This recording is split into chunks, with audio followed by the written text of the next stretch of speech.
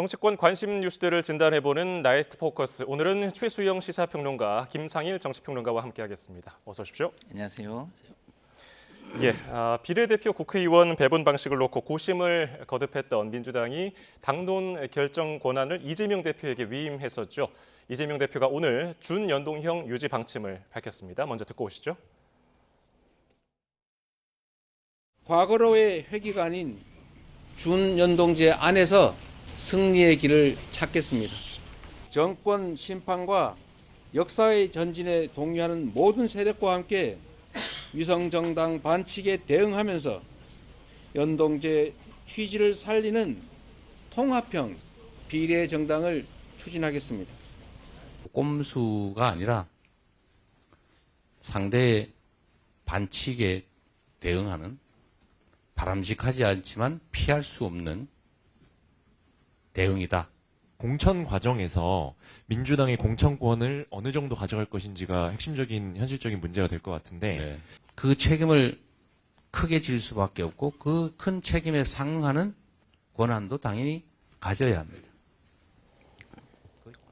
지난주까지만 하더라도 전당원 투표를 통해서 병립형으로 돌아갈 거라는 관측이 많았잖아요. 그런데 이재명 대표가 준연동형을 유지하는 방향으로 결정했는데 그 배경은 어떻게 보십니까? 뭐 주변에 그 압박이 되게 심했다. 그 진보 진영과 시민사회 이런 데서 많은 압박이 있었지 않습니까? 그런 것이 굉장히 심했고, 그리고 문재인 대통령을 만나서 또 그런 요구를 받으면서 그것을 계기로 이번에 결정을 하게 된 거 아닌가 이런 생각이 드는데요.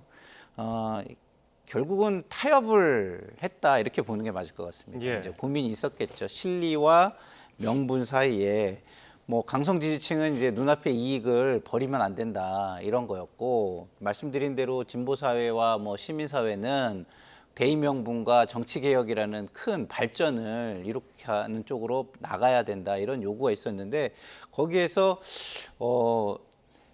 과거로 병립형으로 후퇴는 하지 않지만 현재 연동형에서 의석을 최대한 확보할 수 있는 실리는 챙기겠다 이런 타협안을 가진 건데요. 그렇지만 이게 그 선거제라는 것이 정치개혁 이슈지 각 정당의 이해 득실을 따지는 이슈는 아닙니다. 이게 그렇기 때문에 정치개혁이라는 건 항상 가진 자들의 희생이 전제돼야 되는 것이고, 그런 희생을 국민이 그 다시 정치적으로 크게 부활시켜 줌으로써 그 의미를 되찾는 것이거든요. 근데 이렇게 자기 희생을 통해서 국민이 부활시켜 줄 거라는 믿음이 좀 약했다. 제가 볼 때는 그렇기 때문에 헌신적인 희생적인 결단은 하지 못했다. 그런 비판에서 자유롭기는 좀 어려울 것이다. 이런 생각은 듭니다. 믿음이 약했다. 지난해 11월에 이재명 대표가 멋지게 지면 무슨 소용이 있겠냐 이렇게 얘기한 거 많은 분들이 기억하실 거예요. 그래서 방금 말씀하신 것처럼 문재인 전 대통령을 어제 만나서 문재인 전 대통령이 제3지대와의 연대도 얘기를 했고 상생 정치도 강조를 했거든요. 이게 영향을 미친 거 아니냐는 분석도 있던데 이 점에 대해서는 어떻게 보세요? 상당 부분 영향을 끼쳤죠. 거기다 더더군다나 그런 얘기를 하지 않았습니까? 이거는 뭐 이제 말하자면 그 명문 정당이다. 이 얘기는 이재명의 민주당이 아니란 얘기예요. 지금은 이재명의 민주당이지만 문재인 정부에서 3파 역할을 해서 이재명이 나왔기 때문에 이거는 이재명과 문재인이 함께 가는 정당. 그러니까 당신 뜻대로 하지 말라는 얘기였겠죠. 또 여기에는 뭐 공천 얘기까지 있었겠지만 이건 다음에 얘기하기로 하고, 제가 보기에 이재명 대표가 왜 병립형을 고수하려 했을까요? 이유는 간단합니다. 위성정당은 아무리 잘 만들어도 위성정당이에요. 그러니까 통제 영역 밖에 있으니까 내가 이재명의 민주당으로 만들었던 만큼 위성정당이 아니라 비례정당도 우리가 직할체제로 감으로써 내가 통제할 수 있는 범위 내에서 모든 정치적인 사안을 컨트롤하겠다는 생각이었는데, 지금 뭐 김상일 평론가 말씀하신 것처럼 뭐 당내에서 반발도 있었고 시민사회 또 여러 가지 또 그 좀 불만도 있었고, 더더군다나 그 이제 2년 반 후로 닥쳐올 대선을 생각하면은 그 당시 포괄적으로 이제 시민사회 연대를 다 끌어놔야 되는데 여기서 반발할 것 같거든요. 그러니까 이제 돌린 거예요. 자, 그래서 제가 여기서 질문을 하나 제가 이재명 대표 드리고 싶으면, 이렇게 돌고 돌아 다시 올 거를 왜 1년이라는 시간을 어겼습니까? 66일 전에 왜 이거 꺼내놓습니까? 그리고 이 준연동형 분명한 건요, 47석 가운데 30석만 가져가는 캡을 씌운 거예요. 근데 이거는 지난번 선거만 유효합니다. 이번 선거부터 이게 유효하지 않아요. 그래서 여야가 다시 선거법 개정을 만들어야 돼요. 그래서 47석을 다 그냥 통으로 연동형으로 가든지 아니면 제 지난해 법처럼 캡을 씌워서 30석만 가든지 해야 되는데 이재명 대표가 이것도 결정을 또 지어줘야 되는 게 하나 있어요. 어쨌든 저는 이재명 대표가 돌고 돌아 다시 위성정당을 얘기했는데 결국 우리가 위성정당의 폐해는 다 느꼈잖아요. 위장정당이고 그거는 정말 위선정당이에요. 그런데 이걸 이렇게까지 오면서 사과 한마디로 퉁칠 일인가? 저는 이재명 대표가 총선에서 이런 부분에 대한 질문에 많은 답을 해야 될 것 같습니다. 예. 이재명 대표 얘기로는 준위성 정당이라고 했지만은 사실상은 위성 정당이라고 보는 분들이 많더라고요. 네. 그래서 여당의 위성 정당에 맞서기 위해서는 불가피하다는 입장인데 이 점에 대해서는 어떻게 보십니까? 그러니까 고민은 있었겠죠. 그러니까 실질적으로 현실적으로는 손해를 보는 거는 맞아요. 왜냐하면 생각을 해보십시오. 연동형이라는 게 정당 득표율만큼 의석수를 채워주는 거거든요. 그 채워주려면은 제가 볼 때는 충분한 의석이 있어서 그 지역 의석을 많이 가진 정당에도 의석이 배분돼야 되는데 지금은 의석수를 늘릴 수가 없기 때문에 예. 사실상 거대 정당에는 비례 의석을 배분할 의석이 없어요. 그렇게 본다고 한다면 예를 들어서 이재명 당대표가 151석을 목표로 한다고 이번에 얘기했잖아요. 예. 그러면 이거를 지역에서 151석을 다 가져가야 된다는 의미인 거예요. 근데 그게 가능하겠습니까?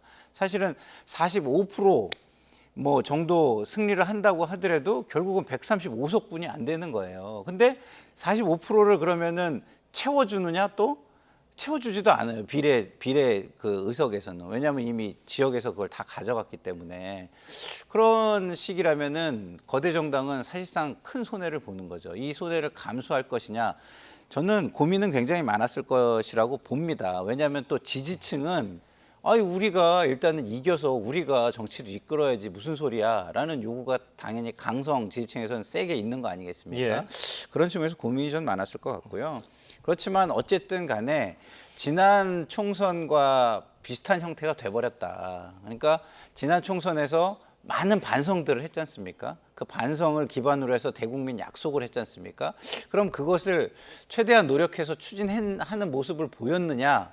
이것이 문제인데 그렇게 치열한 모습을 별로 본 것 같지 않다라는 게 이제 국민들의 느낌일 거라는 부분에서 저는 비판은 감수할 수밖에 없다 이렇게 말씀을 드리는 거고 그리고 굳이 그럼에도 불구하고 사과를 하면서 준위성 정당이라고 표현하는 이유는 국민의힘보다는 자기 이익을 좀 내려놨다 이걸 좀 강조하고 싶은 거겠죠.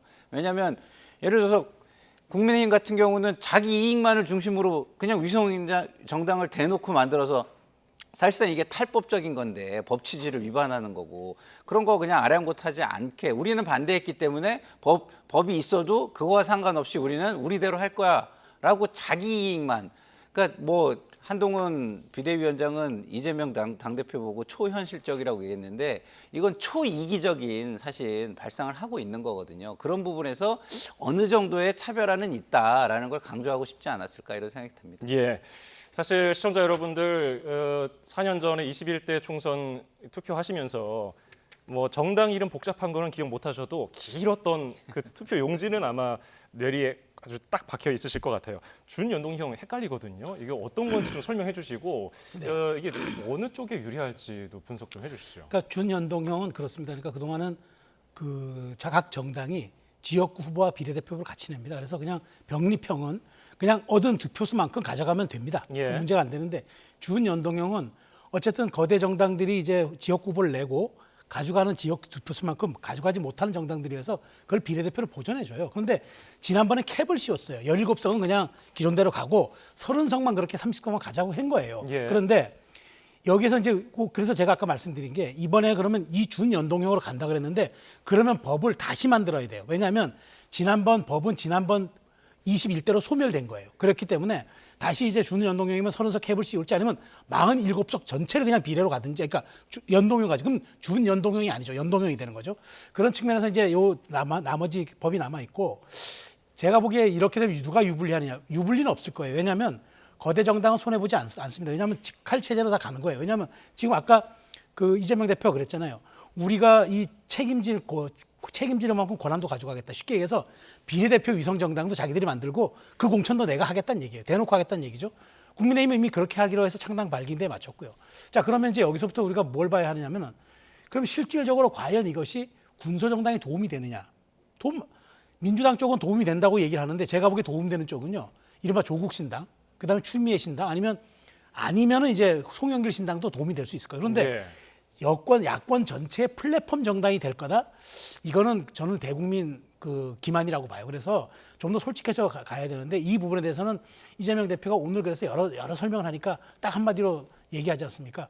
무슨 이게 암호문도 아니고 난수표도 아니고 이렇게 어려운 오늘 저 메시지 처음 본다는 얘기인데 이 점에 대해서는 앞으로 좀 설명할 계획이 있겠습니다만은 정치권이 이런 식으로 불확실성을 높여가는 게 과연 정치인가 되묻지 않을 수 없습니다. 예. 민주당이 더불어 시민당을 위성정당을 만들어서 지난 총선 때 정의당도 굉장히 비판을 많이 했었고요. 그렇죠. 그래서 여러 가지 혼란이 있었고 지금의 여기까지 온 겁니다. 네. 그럼 통합 비례 정당이라는 거는 4년 전과 뭐 차이가 있습니까? 4년 전하고 차이가 거의 없어 보여요. 사실은 지금 최수영 평론가님 말씀대로라면 4년보다 조금은 후퇴하겠죠. 예. 뭐냐면 4년 전에는 더불어시민당이라는 걸 만들어서 이쪽의 비례 의원들을 그쪽으로 파견했어요. 파견했지만 후순위에다가 배치를 했거든요. 예. 근데 이번에는 적극적으로 주도적으로 하겠다고 한다면 후순위 배치를 하지 않고 중간 순위나 안정권으로 배치하는 앞쪽으로 보내진 않겠지만 그래도 지난번보다는 좀 더 안정권으로 그 사람들을 보낼 가능성이 있고 그리고 의석수도 우리 쪽에 한 석이라도 더 많이 가져오려고 파견 숫자를 더 늘릴 수도 있는 겁니다. 그렇게 되면은 지난번에서 더 후퇴할 가능성도 있죠.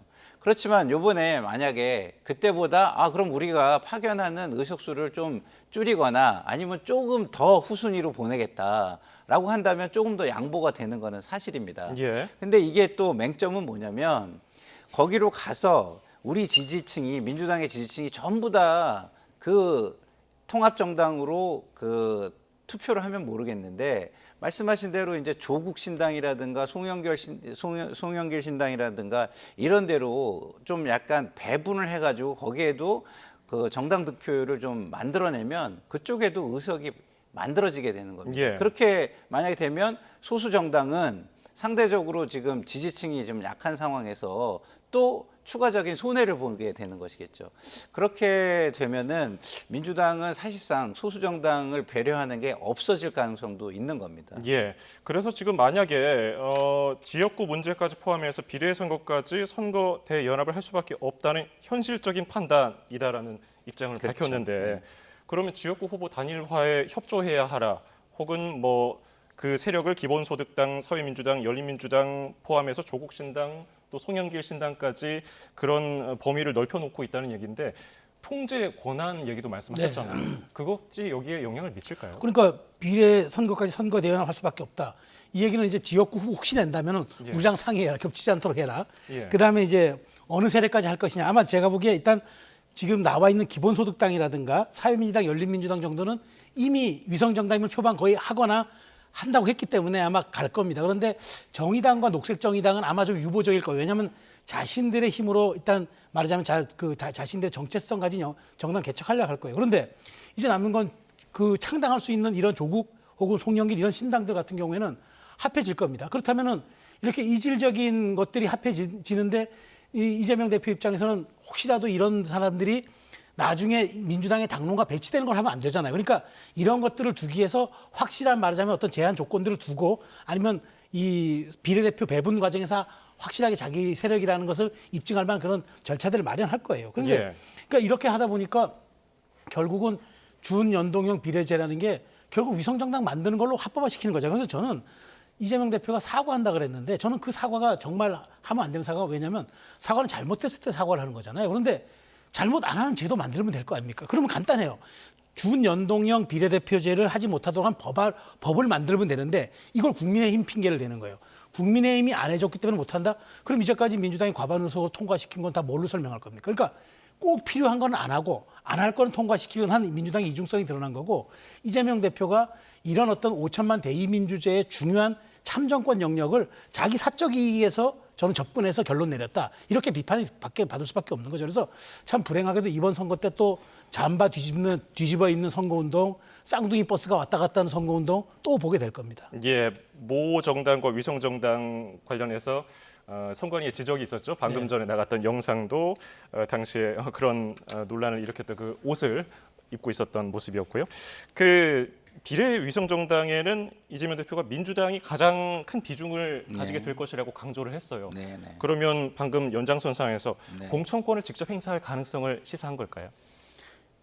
그러니까 공천권을 직접 행사한다는 게 무슨 의미인지 모르겠지만 어쨌든 이쪽에서 정해가지고 파견하는 형식이라면 사실상 뭐 행사하는 거죠. 예. 근데 예를 들어가지고 그쪽의 후보까지 합쳐가지고 뭐 공천을 하자 이렇게 하면은 뭐 반발이 심해가지고 제가 볼 때는 그렇게 해가지고 직접 행사하기는 쉽지 않을 거라고 생각합니다. 그러니까 이 직접이라는 표현이 어디까지인지 모르겠지만 사실상 간접을 통한 직접이 되겠죠. 그냥 예. 그 연합정당이 직접적으로 공천권을 행사하면 선거법에도 제가 볼 때는 위배될 것 같고 그래서 직접 그렇게 하기는 좀 어려울 것 같다는 생각이 드는데요. 어쨌든 아까 말씀드린 대로 기본적으로는 이쪽에서 순번을 정해서 저쪽으로 파견하는 형식이 되지 않을까 이런 생각이 듭니다. 예. 한동훈 비대위원장은 이재명 대표가 선거제 관련 입장을 발표하니까 한 사람의 기분에 맞춰서 정한다는 게 이해가 안 된다면서 강하게 비판했는데요. 관련 내용 듣고 오시겠습니다. 국민의힘이 먼저 위성정당을 이번 총선에 만들었다. 틀린 말인 거 알고 계시죠? 처음부터 이거 시작할 때부터 정의당과 야합했던 것 아닙니까? 그러다가 정의당을 뒤통수 친 건 자기들이었습니다. 그렇죠? 그러면 이런 이상한 제도를 만들어 놓고 그러면 자기들 마음대로 모든 걸 끌어가겠다는 거예요? 저는 비례대표 제도를 가지고 게리맨더링 하는 건 처음 봤습니다. 그렇지 않습니까? 이 이유가 어제 문재인 대통령 만났죠? 거기서 얘기 듣고 바꾼 거예요?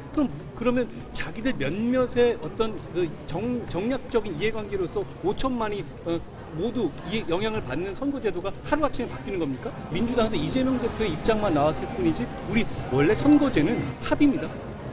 아직 저희는 거기에 합의해 준 적이 없습니다. 지금 이건 민주당의 이익 실현, 이재명의 이익 실현을 위한 선거제도입니다. 이렇게 정치해서는 안 된다고 생각합니다. 예, 한동훈 위원장 아주 빠른 말로 비판을 했는데 통합비례정당이 곧 위성정당이다. 병립형 채택을 촉구하고 있는 여당 위원장으로서 지금 얘기를 했는데 이 점 어떻게 들으셨습니까? 저는 정확하게 지적을 했다고 봐요. 그러니까 우리가 지금 1인 1표를 행사하잖아요. 대의민주주의가 어떤 겁니까? 1인 1표를 행사해서 그 표가 올바르게 참정권으로 행사되는 거 아닙니까? 그런데 보십시오. 지금 5천만이 이렇게 대의민주주의를 하는 중요한 선거 제도를 이재명 대표가 이게 어디 것이 유리할까 고민 끝에 만들었어요. 자, 그러면 이거 표심 왜곡되는 거 아닙니까? 사람이 한 표를 행사했으면 그 한 표에 걸맞게 의석이 배분돼야죠. 이게 이상하게 지역구는 그렇게 가는데 비례제로 가면은 이게 표심이 왜곡되어 가지고 이상한 오지 원내에 들어올 수 없는 정당들이 뺏지다고 들어오잖아요. 이건 어떻게 설명하고 어떻게 해석할 겁니까? 그래서 저는 이렇게 표의 등가성도 왜곡하고 그다음에 사실 이렇게 정치가 불확실성을 최대한 고취시켜서 65일 전에 이걸 발표해버리면은 아직도 이거 선거제 명문화를 시켜서 여야가 합의해서 국회에 올리려고 그러면 60일 정도가 될 겁니다. 어차피 더 늦을 수도 있어요. 그건 이렇게 하는 게 맞느냐 하니까 결국은 굉장히 중요한 선거 제도라는 공적 영역을 이재명 대표가 정치적 유불리에 따라서 고민하고 고심하다가 결국에는 이렇게 간다 그러면 이게 바로 사적 이익의 영역 아닙니까? 그래서 이건 민주당의 이익 실현, 더 나아가 이재명의 이익 실현을 위한 선거 제도다. 저는 한동훈 위원장이 율사, 법률가답게 정확한 포인트를 짚었어요. 그런 점에서 국민의힘이 뭐 이걸 합의해 줄지 안 합의해 줄지 뭐 모르지만 민주당이 마음 먹으면 이건 통과시킵니다. 옛날에 패스트트랙 올려가지고 공수처법과 맞바꿔서 통과시켰듯 할 겁니다. 그런데 뭐 국민의힘도 아마 동의하겠죠. 왜냐하면 민주당이 이렇게 하는 걸 뭐 지켜볼 수는 없는 거니까. 그러니까 어쨌든 저는 한동훈 위원장의 얘기대로 이렇게 사실상의 어떤 우리 선거제도를 형해하고 무력화하고 자기 입맛에 맞게끔 정하는 이런 법에 대해 이런 이제 선거제도에 대해서는 이번 국회로 좀 종식이 돼야 되지 않을까 싶어요. 더 이상 가는 거는 국민이 용납하지 않을 겁니다. 예, 합의라는 절차가 남았지만은 사실상 과반 의석을 가진 제1야당 대표가 정했기 때문에 이렇게 흘러갈 것이다라는 입장에 대해서 어떻게 보십니까? 그건 아니죠. 왜냐하면 민주당이 연동형으로 가겠다고 해서 지금 과거에 지난번처럼 뭐 이렇게 힘으로 물리력으로 밀어붙일 수는 지금 없는 상황이잖아요. 지금 그렇게 하라는 말씀을 하시는 건데 그렇게 하기는 좀 어렵죠. 그렇게 또 만약에 한다 그러면 더 크게 비판하실 거라고 저는 생각을 합니다. 그리고 좀 전에 이제 설명하신 부분에 대해서 제가 좀 다르게 또 설명을 드려야 되는 게 좀 설명이 좀 다릅니다. 잘 들으셔야 될 것 같은데 연동형이라는 게 아까 말씀하신 국민의 대의민주주의를 제대로 하자는 겁니다. 예를 들어서 저를 지지하는 사람이 국민의 10%가 있는데 의석수는 없을 수가 있는 거예요. 예. 이게 소선거구제의 지역구 소선구제의 맹점입니다. 아니 나를 지지하는 사람이 10%면 10%의 국민을 대변할 수 있는 의석이라는 건 당연히 존재해야 되지 않겠습니까? 그래서 그 정당의 득표율에 맞춰가지고 의석을 배정해 주는 것이 연동형인 거예요. 그러니까 국민의 뜻을 가장 더 잘 대의하는 것은 연동형입니다. 지금 문제가 되는 것은 그러나 그거를 지역구 의석수와 이렇게 비교해 볼 때 그 비례 의석수가 작기 때문에 그거를 다 맞춰줄 수가 없어요. 맞춰주면 의석을 많이 늘려야 되기 때문에 지금 그것을 할 수 없다는 것이지 사실 연동형은 국민의 대의를 더 올바르게 대신해서 표출해주는 조금 더 정치 개혁적인 이슈고 그리고 정치가 발전하는 이슈고 소수 정당을 배려하는 이슈입니다.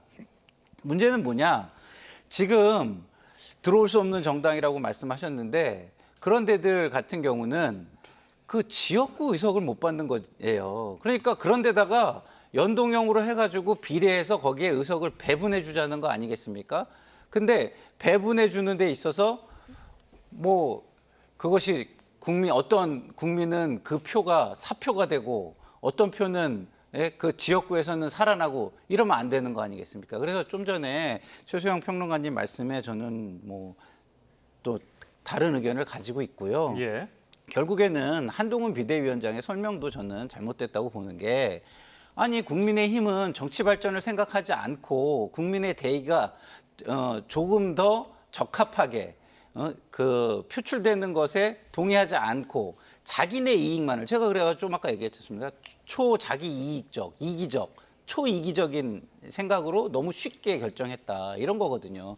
이재명 대표는요 결국 저도 비판은 하고 있지만 그래도 적어도 그 부분에 대해서 압박을 받고 고민도 하고 그다음에 나름대로의 비판을 받는 결단도 한 거예요. 근데 지금 국민의힘은 그런 부분에 대해서 고민 하나 없이 자기네 이익만 내세우면서 남을 비판함으로써 그 자기를 비판하는 거를 피해가려고 하는 거 아닌가 저는 이런 생각이 듭니다. 네. 제가 이건 짧게만 말 좀 말씀드려야 될 그러시죠. 것 같아요. 그러니까 김상평 평론가 말 충분히 저도 동의합니다. 그런데 지금 뭐가 거기서부터 핀트가 틀렸냐 그러면은 이게 우리가 소선거구제잖아요. 그러니까 1인 1표를 행사해서 한 표라도 많은 정당이 의석을 가져가게 돼 있는 게 소선거구제입니다. 그러니까 중대선거구제 가면 또 다른 형태가 되는데 자, 그럼 중요한 거는 그러면 김상현 평론가 말대로 그렇게 되려고 그러면은 위성정당 방지법을 만들면 됩니다. 그렇죠. 제 얘기는 그거예요. 그 위성정당 방지법을 만들면 저 김상현 평론가 말 정확한 얘기입니다. 근데 네. 어차피 그래서 위성정당 금지법을 만들자고 했는데 안 만들었어요. 국내에 만들자 그랬어요. 그러니까 민주당 안 만들었어요. 안 만들고 지금 결국 이렇게 가겠다 하는 거는 원래 취지대로 가지 않겠다는 뜻이잖아요. 그러니까 표심이 제가 왜곡된다는 얘기는 그게 왜곡된다는 거예요. 그러니까 결국 어차피 위성정당, 위장정당을 거느리고 선거를 치르고 거기에 표를 가져서 나중에 합당하겠다? 이건 표심을 왜곡하는 거잖아요. 제가 그래서 그건 안 된다고 드린 말씀이지 연동형의 취지를 살려서 그대로만 가겠다 그러면 그 말씀이 옳죠. 근데 그렇게 안 하고 꼼수를 부리니까 하는 거고 그렇게 하면 될 일을 죄송합니다. 못해서 죄송합니다라고 사과하니까 그건 더 앞뒤가 안 맞는 거라고 저는 지적하는 겁니다. 예. 근데 짧게 확인해야 될 게요. 계속 병립형을 주장한 국민의힘에서 위성정당 금지법을 하자고 했다는 것은 저는 그 사실관계를 좀 확인해봐야 된다고 그러니까 과거에 그 생각합니다. 얘기를 했다가 네. 민주당에서 반응이 없으니까 그럼 우리는 아예 위성정당을 만들겠다 하고 나간 거예요. 예, 알겠습니다. 위성정당이 그러냐 옳으냐 혹은 뭐 그것을 어떤 식으로 적용하느냐 이 위성정당은 문제는 그러죠. 저도 거기는 그건 잘못된 이것에 겁니다. 대해서는 아마 이 시간으로 부족할 것 같고요. 이게 어쨌든 굉장히 총선에 영향을 줄 것 같으니까 제3지대에서도 반발하고 나섰습니다. 이낙연 새로운 미래 공동대표 그리고 금태섭 대표 이원욱, 조홍천 의원, 이준석 대표까지 모두 비판을 했는데 그러면 정당 지지율이 높아지면은 비례 의석수가 늘어나는 선거제를 감안한다면은 이 제3지대 통합 행보에 어떤 영향을 주겠습니까? 제3지대가 이게 이걸로 가지고 유불리 따지기엔 좀 아직 이른 감이 있습니다. 예. 왜냐하면 사실 이거는 위성 정당들이 좀 유리한 거지 실질적으로 그러면은 아주 중립적 가치와 어젠다로 정치 치르는 분들에게 그런 많은 사람들이 표를 줄 것인가. 근데 그렇게만 된다면은 좋겠는데 지금 보면은 중텐트도 지금 안 되는 상황이잖아요. 벌써 민주당에서 탈당파 이낙연 대표의 당이 합쳐질 거로 다 예상했는데 이게 벌써 불발이 되고 있잖아요. 그렇다면은 만일 최악의 경우 각자의 트랙으로 갔을 때 과연 이러면은 지금 이렇게 준연동형으로 갔을 때 이 덕을 제3지대가 보겠느냐라는 얘기에는 아무도 선뜻 답하지 못할 수 있기 때문에 여기에 대한 유불리는 지금으로서 예단하기 매우 어렵습니다. 오히려 잘못하면은 큰 텐트를 치지 못하고 제3지대라는 존재감을 기호 3번 하나로 보여주지 못하면 오히려 질이 멸렬될 가능성도 있어서 이 부분에 대한 분석은 조금 추후로 해야 될 것 같아요. 예, 알겠습니다. 주제를 전환해보죠.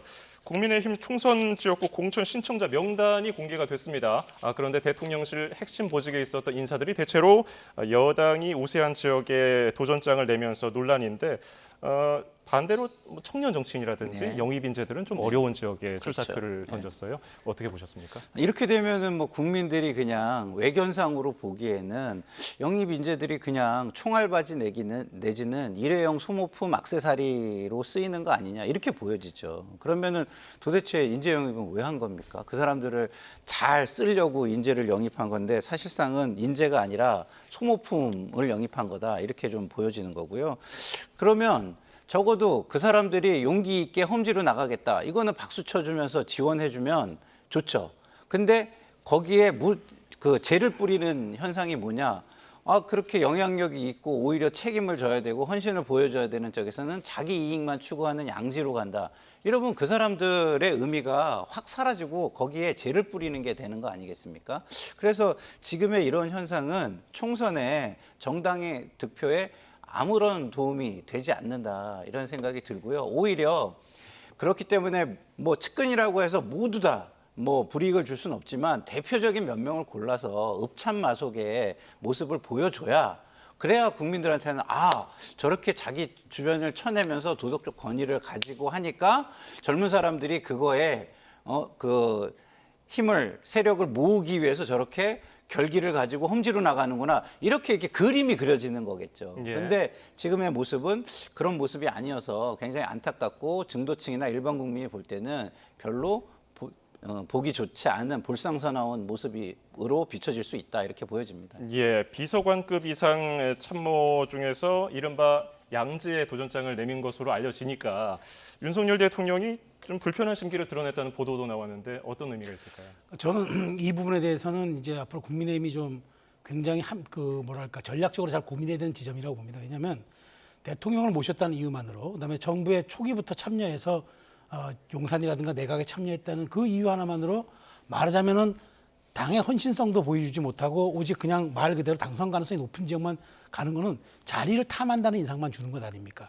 책임 정치라는 쪽에도 온당하지가 않고 대통령을 등에 업고 대통령과 함께 했던 게 그렇게 자랑스럽고 내가 국정 운영에 대해서 평가를 받고 싶다 그러면은 오히려 스윙할 수 있는 그런 지역이라든가 탈환해 올 수 있는 그런 지역에 나가야 상징성이 있는 거 아닙니까?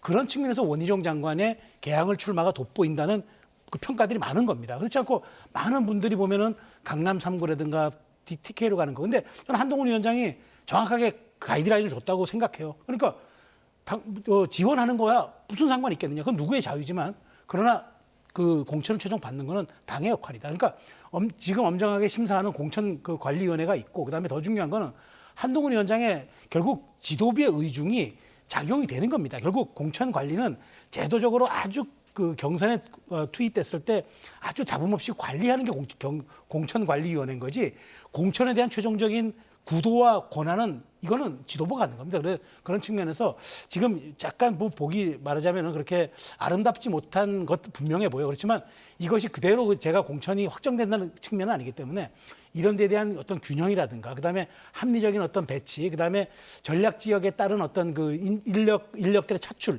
이런 부분들이 앞으로 어떻게 진행되느냐에 따라서 이런 평가는 다시 한번 좀 내릴 거라고 저는 봅니다. 예, 공천 얘기가 나왔으니까요. 지난 휴일새 사천 논란의 당사자였던 김경일 비대위원이 총선 불출마를 선언했습니다. 그러니까 이게 불출마에 대통령실 압력이 있었던 거 아니냐 해석도 있었는데요. 오늘 김 비대위원이 이렇게 얘기했습니다. 들어보시죠. 대통령실에서 위원회 거취 정리가 필요하다는 의견을 냈는데 그거에 대해서 이제 한동훈 위원장이 수용을 한 거다. 전혀 그렇지 않습니다. 대통령실에서 뭐 공식적인 제안, 뭐 압력, 뭐 그런 거 전혀 없었고 오히려 있었다면 저는 전혀 뭐 받아들일 생각이 전혀 없고 당신이나 나나 둘 다 누가 하라고 해서 하는 사람은 아니다. 저도 뭐 그것으로 대신하겠습니다. 그러니까 결심한 이상은 누가 설득한다고 해서 바꿀 생각도 없는 사람이고. 예, 공식이든 비공식이든 메시지를 받은 적이 없다고 강조를 했는데 그러면 비대위 사퇴 이야기도 여당 일각에서 있었잖아요. 네. 그러면은 왜 불출마를 선택했을까요? 그러니까 사실 그 일견 보기엔 모양은 좀 약간 국인 거죠. 한동훈 비대위원장이 뭐 거취에 대해서 그 뭐 아무런 논의가 없었다고 아예 일축해 버렸잖아요. 그랬는데 그 결과물은 그 하나를 그러니까 어쨌든 불출마를 하나를 정리하는 그런 모양이 됐으니까 모양은 국인 건데 그래서 아침에는 이것이 결국은 용산의 그늘로 좀 들어가는 한 발 물러나는 모양새 아니냐 이런 생각을 했었는데 지금은 김경률 비대위원이 발언을 한 것 중에 무슨 얘기가 있냐면 7일 대담을 보고 김건희 여사의 그 명품백 수수 의혹과 관련해서 또 입장을 내겠다는 식으로 이야기를 했어요. 그래서 그거를 보면은 그러면 이거는 물러난 게 아니라 전략적인 불출마를 선택한 걸 수도 있겠다 이런 생각이 듭니다. 그거는 왜냐? 기본적으로 저렇게 사천 논란에서 자유로워지면 본인이 이슈를 선점하거나 이슈를 주도할 수 있는 권위가 발생합니다.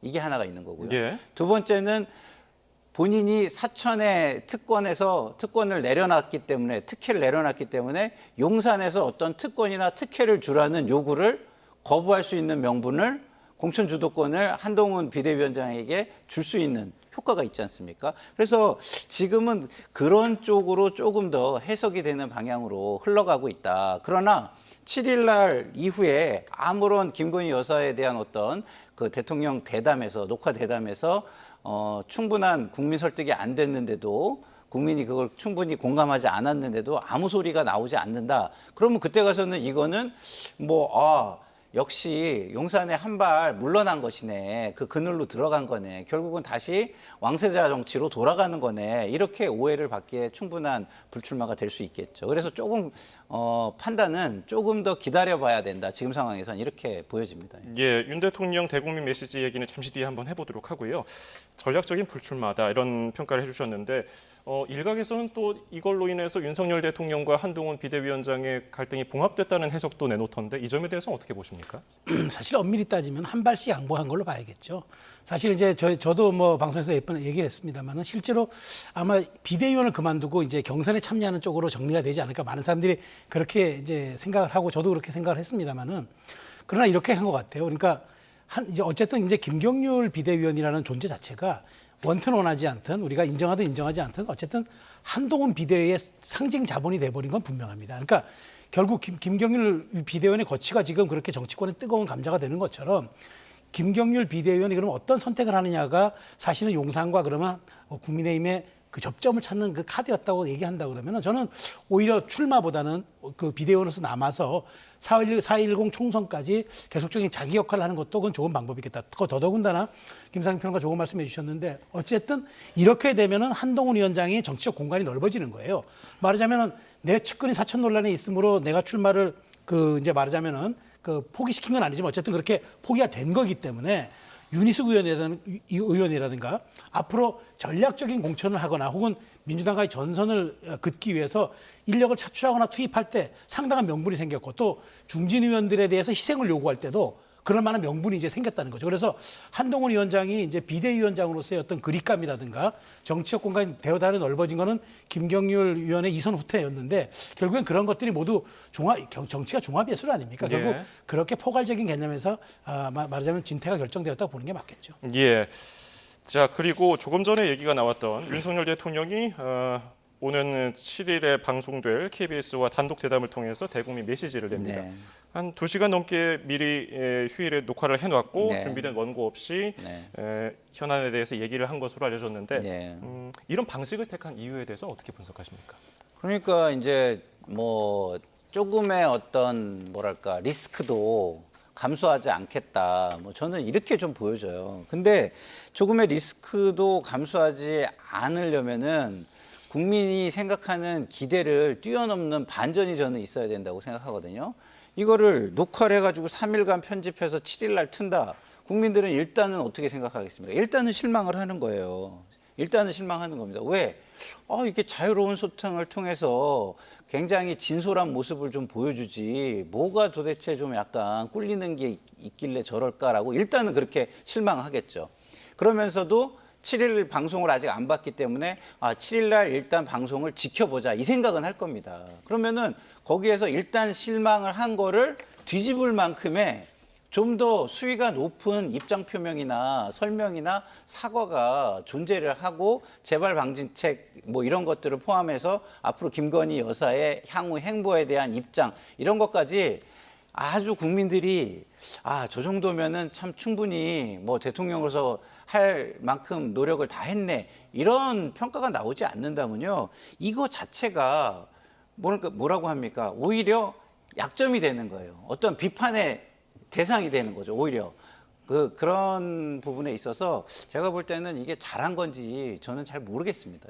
예, 최대 관심은 김건희 여사 논란에 대해서 윤석열 대통령이 어느 정도 얘기를 했을까인데 그 수위에 대해서는 어느 정도 전망을 하세요? 그러니까 사실 대통령의 신년 대담인데 모든 관심이 여사의 가방 의혹에 대해서 할까 안 할까를 지금 고민하고 거기에서 이제 궁금해하는 사안이 참 아이러니합니다. 근데 어쨌든 근데 이게 제가 보기에 그것은 아마 제가 보기에 나중에 뭐 그 진행자의 질문 정도에 응답하는 형식이 될 것 같고 초반 모두에는 아마 그 대통령의 신년에 대한 국정의 계획, 비전, 그다음에 올해 방향 이런 거 설명을 하겠죠. 근데 중요한 건 국민들 모두가 알고 있고 또 궁금해하는 부분들이니까 저는 대통령의 언급이 말하자면 왜 이런 방식을 택했느냐고 이제 묻는다면 저도 사실은 동의하기는 좀 어렵고 좀 아쉬운 점은 분명히 있다고 말씀드리고 다만 대통령이 이렇게 좀 말하자면은 정제된 메시지를 낼 수 있는 그런 방식을 택했다는 것도 하나 유의미하다고 저는 보고 또 하나는 대통령의 언급은 대통령의 말은 정치적으로 최종 상태를 의미하거든요. 이른바 우리가 엔드 스테이트라고 얘기를 하는데 그렇다 그러면은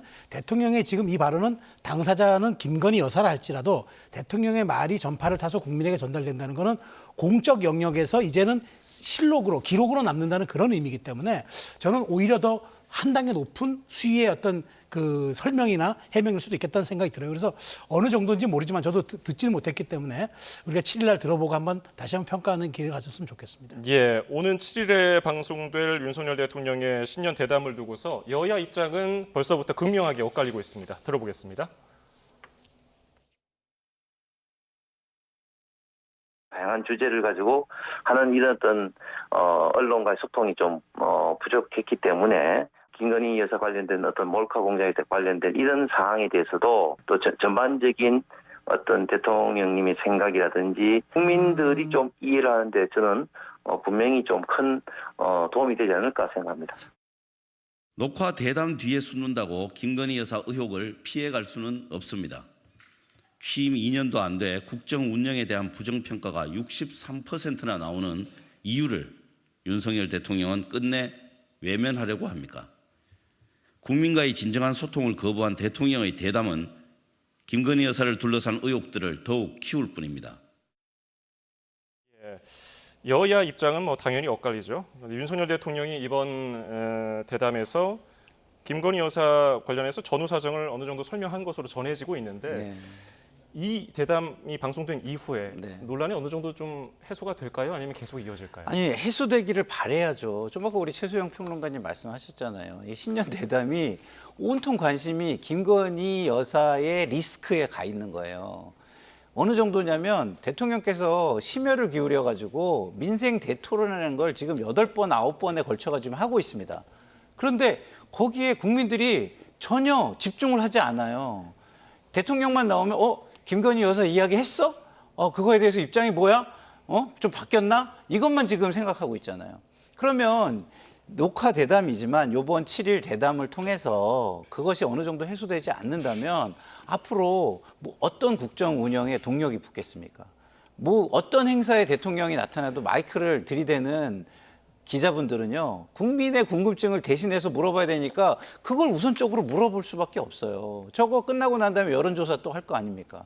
여론조사 해가지고 국민들이 뭐 예를 들어서 뭐 지금 나오는 것처럼 절대 다수가 도저히 이해가 안 가고 진짜 자기 변명과 핑계로 일관했다 이런 식으로 나온다면 계속해서 이 질문은 쏟아질 겁니다. 그래서 저는 바라건대 지금 우리 경제가 굉장히 어렵고 민생이 굉장히 위기에 지금 직면하고 있습니다. 그것을 극복할 수 있는 지도력과 국정 동력을 회복하기 위해서는 이거에 대해서 조금 더 김건희 여사 리스크 해소에 조금 더 심각한 고민을 해주셨으면 좋겠다 이런 생각을 저는 합니다. 예, 이제 설 명절이 코앞에 다가와 있습니다. 설 명절에 이제 밥상에서 어떤 얘기가 오갈지 이것도 정치인들이 많이 고민할 텐데 설 명절을 앞두고서 대국민 인사 영상을 윤석열 대통령이 찍은 것으로 알려져 있어요. 가수 변진조 씨 노래를 불렀는데 이 얘기를 한 이유가 김건희 여사가 여기에 등장하지 않는 것으로 알려져 있단 말이죠. 명절 인사에는 항상 김건희 여사도 함께했었는데 이번에 빠진 건 처음이잖아요. 네. 뭐 사실 미국 정치경원에 퍼스트레이디에게 무대가 아닌 곳은 없다는 말이 있습니다. 근데 지금 김건희 여사가 지금 한 벌써 50일째 무대에 안 나타나고 있는 거죠. 그렇다면 분명히 지금 사회적인 어떤 현상 혹은 국민들에 대한 어떤 우려, 궁금증 이런 것들을 알고 있다는 얘기죠. 용산 대통령실에서도. 그렇다면 저는 이렇게 봅니다. 이번에 설 명절에 빠졌지만 그렇다고 언제까지 국민 앞에 안 나타날 수는 없는 거 아닙니까? 왜냐하면 국빈 방문이 조만간 2월, 3월에 또 있을 수도 있는데 그럴 때는 어떻게 할 겁니까? 그래서 저는 이제 올해는 이제 여러 가지 이제 정치적인 그런 이유와 총선 앞둔 여러 가지 상황들이 있어서 등장은 안 했지만은 저는 이렇게 생각합니다. 대통령께서 7일 날 어느 정도 국민적 그 공감대라든가 국민들의 눈높이에 맞는 어떤 그런 설명, 해명 혹은 입장 표명이 있다면은 저는 그 자리에서 이제 말하자면 이제 대통령 여사, 대통령 영부인이 공적 영역으로 편입되는 이른바 제2부속실 혹은 특별감찰관 제도적 영역까지 포함해서 대통령께서 밝히신다면 오히려 자연스럽게 국민 속에 이제는 투명하고 객관적이고 이른바 이제 국민들의 눈높이에 맞는 그런 대외 활동을 할 수 있는 또 여지도 남아 있기 때문에 저는 이번 설에는 분명한 건 아주 용산 대통령실이 그런 걸 인식을 한 것 같아요. 그렇지만 앞으로 이런 대통령 7일 이후에 또 어떻게 변모되고 어떻게 또 공적 영역에서 대통령 영부인의 역할이 또 나올지 한번 지켜보겠다는 말씀드리겠습니다. 제가 짧게만 좀 보태면 김건희 여사의 활동 폭은요 총선 결과하고 연동돼 있습니다. 제가 볼 때는. 그래서 김건희 여사 의혹을 해결해가지고 총선 결과가 좋으면 김건희 여사의 활동 폭은 확 늘어날 겁니다. 근데 김건희 여사 리스크 때문에 총선 결과가 안 좋잖아요. 그러면 그 이후에 김건희 여사는 진짜 활동을 아주 최소화할 수밖에 없는 상황이 올 것이다 이런 생각이 듭니다. 예, 알겠습니다. 오늘 여기서 마무리하죠. 나이트 포커스 오늘은 최수영 시사평론가, 김상일 정치평론가 두 분과 함께했습니다. 고맙습니다.